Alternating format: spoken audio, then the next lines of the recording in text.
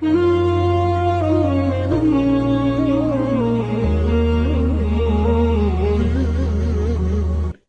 ابن سعد، جس نے اس دن جنگ کا علم، جنگ کا پرچم اپنے غلام کے ہاتھوں دیا تھا، اس سے کہتا ہے اس پرچم کو لہرا دو، اور پھر لشکر حسینی کی طرف تیر چلاتا ہے اور کہتا ہے لوگوں گواہ ہو جاؤ، پہلا تیر میں نے چلایا ہے۔ افسوس اس عمر ابن سعد کی عقل پر، اس عمر ابن سعد کی ذہنیت پر آپ غور فرمائیں کہ اس کو رے کی حکومت نے کہاں تک پہنچا دیا۔ لوگوں کو گواہ بناتا ہے کہ میں نے لشکر حسینی پر سب سے پہلا تیر جس نے چلایا اس کا نام عمر ابن سعد ہے۔ اے ابن سعد،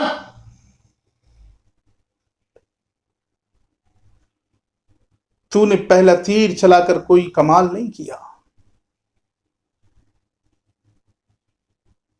تجھے نہیں معلوم تھا کہ میرے اس تیر کو دنیا ہمیشہ ہمیشہ یاد رکھی۔ اور اس کے بعد عبید اللہ ابن زیاد اور زیاد کا غلام دونوں نکل کر میدان میں آتے ہیں اور جنگ کے لیے مبارز طلب کرنے لگتے ہیں۔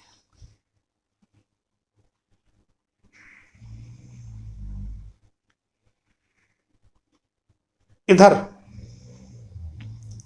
سب سے پہلے عبداللہ ابن نمیر سامنے آتے ہیں اور امام علی مقام سے اجازت طلب کرنے لگتے ہیں۔ کون عبداللہ؟ یہ کون تھے؟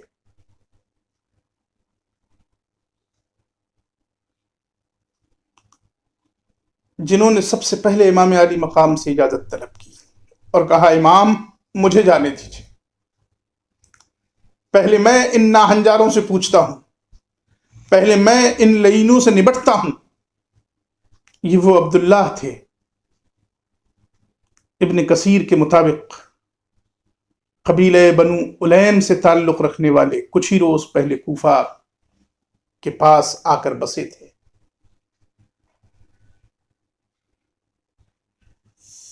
دونوں میاں بیوی اور اپنی زندگی گزار رہے تھے، لیکن جب انہوں نے دیکھا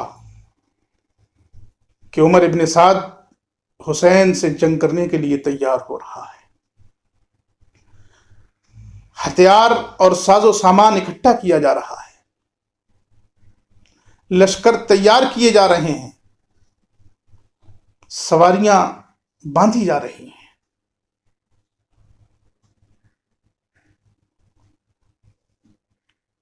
ادھر وہ 72 تن ہیں جو ایک میدان میں کربلا کے پاس خیمہ زن ہیں، ان سے جنگ کے لیے یہ ساری تیاریاں ہیں۔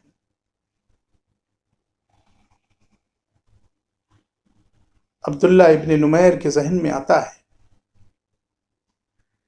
میری تمنا تھی کہ میں مشرکین کے ساتھ کاش جہاد میں شریک ہوا ہوتا، کاش رسول کے ساتھ میں نے جہاد میں شرکت کی ہوتی، میں نے کفار سے جنگ لڑی ہوتی۔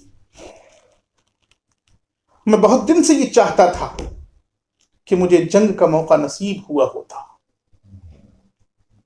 لیکن وہ موقع تو نصیب نہیں ہو سکا، اور حقیقت یہ ہے کہ اب وہ موقع دوبارہ نصیب بھی نہیں ہو سکتا۔ کیوں نہ میں رسول کے مقدس نواسے کے ساتھ جا کر جنگ کروں۔ عبداللہ کہتے ہیں کہ ان ناہنجاروں سے جنگ کرنا رسول کے نواسے کے ساتھ اس غریب الوطنی میں کہیں زیادہ محبوب ہوگا کہ میں ان ناہنجاروں کے ساتھ جنگ۔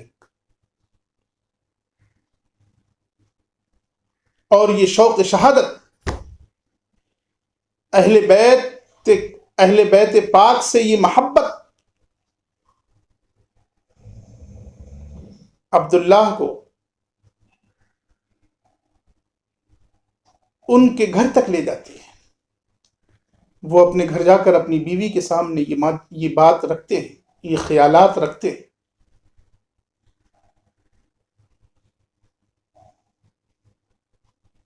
بیوی کہتی ہے کہ بات بالکل صحیح ہے،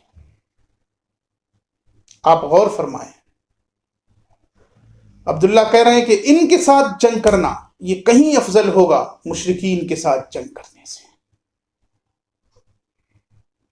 اور یہ خیالات جب اپنی بیوی کے سامنے رکھتے ہیں تو وہ کہتی ہیں کہ بات بالکل صحیح ہے، تم بھی چلو اور مجھے بھی ساتھ لے چلو۔ چنانچہ یہ لوگ رات کی تاریکی میں چھپ کر نکلتے ہیں اور امام علی مقام علیہ السلام کے پاس تک پہنچ جاتے ہیں۔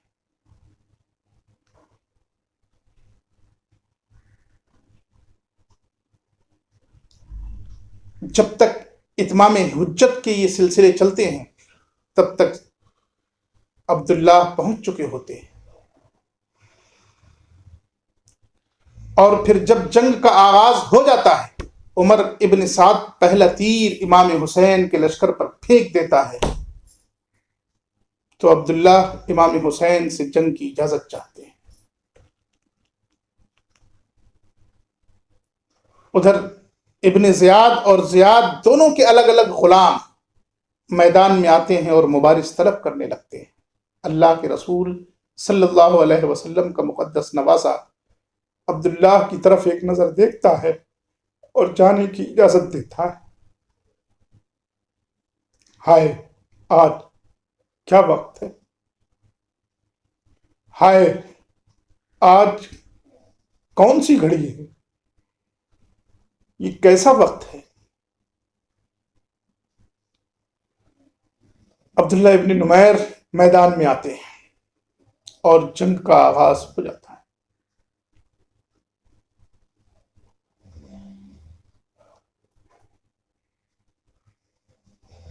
یسار اور سالم نامی ان دونوں غلاموں کو عبداللہ ابن نمیر تہہ تیغ کر دیتے ہیں۔ ان دونوں کو باری باری موت کے گھاٹ اتار دیتے ہیں۔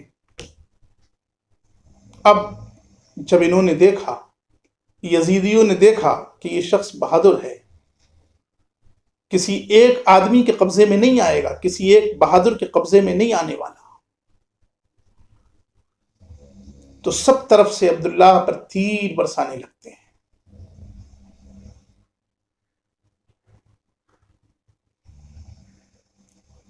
جب سب طرف سے تیر برستے ہیں تو عبداللہ گھبرا کر آتے ہیں حضرت امام علی مقام کی طرف اور عرض کرنے لگتے ہیں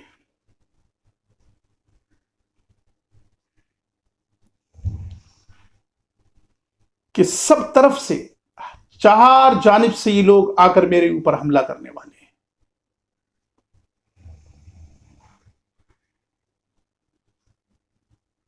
اتنے میں یزیدی لشکر کا ایک سپاہی حضرت امام علی مقام سے آ کر کہنے لگتا ہے، ابشر بالنار، حسین جہنم کی خبر ہے۔ آپ غور فرمائیں، اس حسین سے جس کو جنت جوانوں کا سردار کہا گیا، ہائے مسلمان، کون سے مسلمان تھے، ان کے پاس کون سا ایمان تھا۔ سچ ہے جب رب کریم دین لیتا ہے تو عقلیں چھین لیتا ہے۔ آ کر کہتا ہے حسین جہنم کی خبر ہے۔ امام علی مقام دعا کرتے ہیں مولا کریم اس کو ہلاک فرما دے۔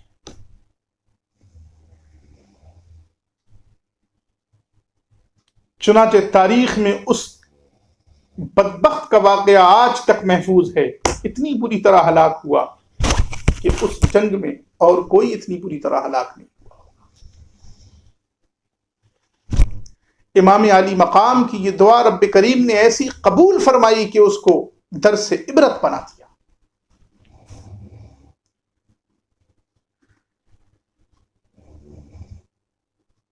بہرحال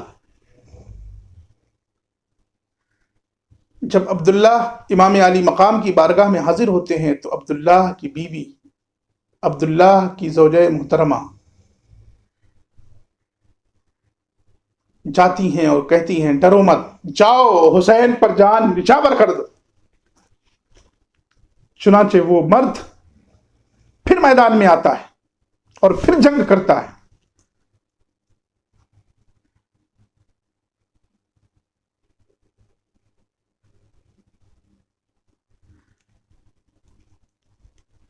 اسی درمیان میسرہ سے نکل کر مسلم ابن اوزجہ آ جاتے ہیں اور وہ لوگوں سے جنگ کرنے لگتے ہیں. ان پر اتنے تیر برسائے جاتے ہیں کہ آخر وہ دم توڑ دیتے ہیں.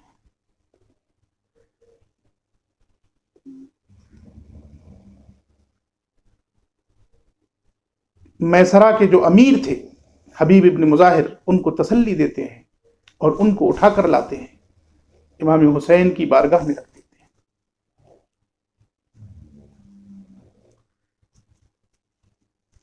اب یہ شخص عبداللہ نامی لڑتے لڑتے پھر جب شہادت کا جام پی لیتا ہے تو ان کی بیوی اٹھتی ہیں اور میدان جنگ کی طرف چل پڑتی ہیں. امام حسین نصیحت کرتے ہیں کہ بیٹا نہیں، تم عورتوں کے پاس جاؤ، تم خواتین کے پاس جاؤ اور وہیں رہو. عورتوں پر جنگ نہیں ہے، عورتوں پر جنگ نہیں ہوتی، اس لیے تمہیں خواتین کے ساتھ رہنا ہے. کون سا جذبہ شہادت تھا جو ان دونوں کو کھینچ کر لایا تھا؟ آپ غور فرمائیں. انہیں صرف اتنا معلوم ہوا تھا کہ یہ لشکر امام پاک سے جنگ کی تیاریاں کر رہا ہے.